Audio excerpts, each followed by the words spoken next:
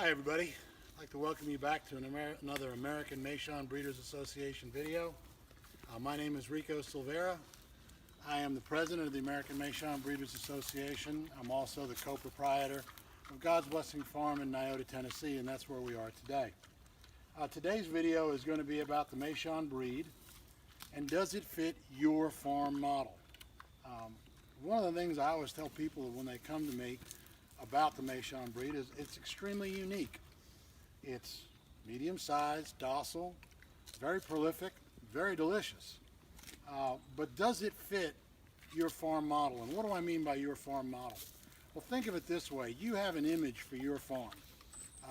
And you either need to solve a problem or you need to find something that fits to help you meet that image of your farm. Get this out of my way. And what we're going to try to do today is say, is Meishan a good breed for your farm, a good breed for the future of your farm, and if it is, how should you profile your herd? Think of any breed of livestock, especially heritage breeds of livestock, as a tool in a toolbox. So when we talk about the Meishan, now we're going to talk about three farm models that I always ask people, is this what you're doing? The first is, do you have a personal farm model? In that, do I mean, is it a kind of a hobby farm where you want to raise and conserve a heritage breed, maybe raise some pork to eat for yourselves? We also have a genetics model. In a genetics model, you raise breeding stock for other farms. And then finally, there's a meat model where, while it may not be the primary income of your farm, the idea of raising pork is to raise pork that you can sell for meat. Now we've got two of our girls right here today.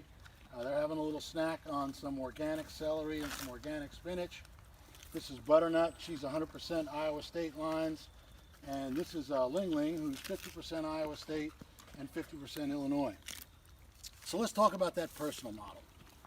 Well, the great part about Meishans is they don't need tremendously large spaces. Now they are a medium-sized pig, so they do have to have room. They really should have pasture. They do much better on pasture. They're a very prolific pig. By the second and third farrowing, you can expect from well-bred Meishans that they're going to have 12 to 14 piglets in a litter. They're excellent moms. They're going to raise most of them to weaning, and that's a lot of pork. So if it's something you're raising for your own personal consumption, I would say that you probably need to have some friends, some family to consume some of that pork, because those piglets will gather up pretty quickly. The growth rate for a heritage hog is good. Ling Ling over there is only a 14-month-old pig. She's well over 300 pounds now. And while that is not fast compared to commercial pigs, it is faster than a lot of heritage pigs.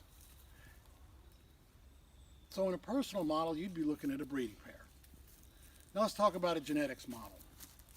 The project of conserving this breed is in its very earliest stages. There aren't a lot of people out there with breeding pairs of certified pure Meishan pigs.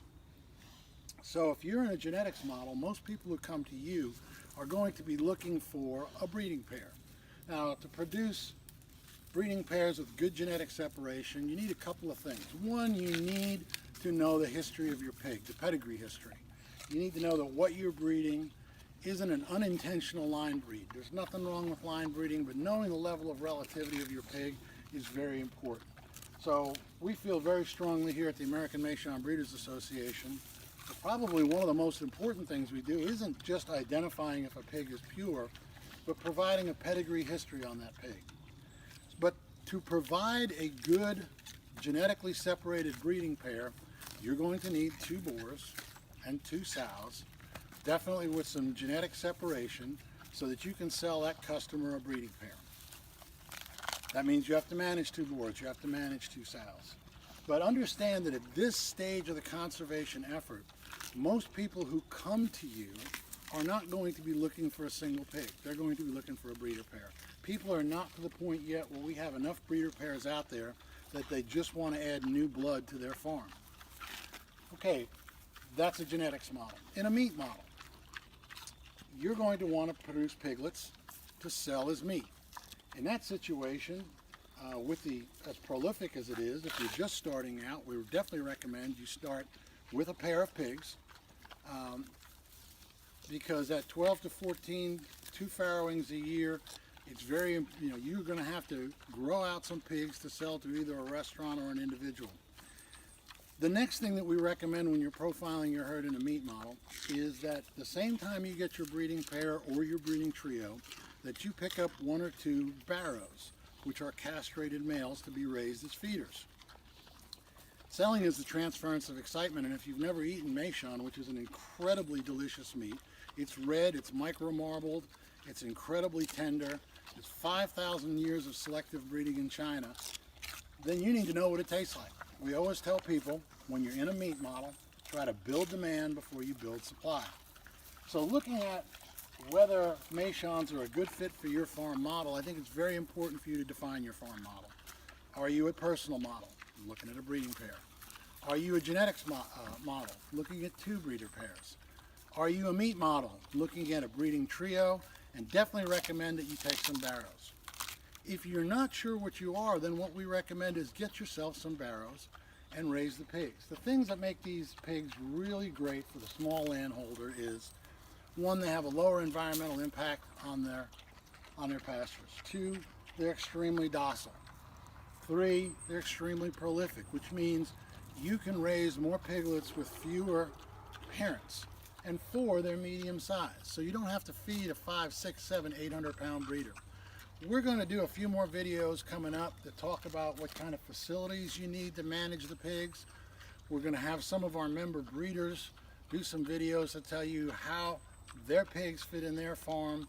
But most of all, we want you to really think before you take on the Meishan breed, what's your farm model? I know we all want to do it all, but sometimes it's better to just focus on what is the primary thing we're going to do. Folks, thanks today. We appreciate you stopping in for this short video. We encourage you to join the American Meishan Breeders Association. Your membership dollars go to help preserving and promoting this breed. And have a great day and eat more bacon.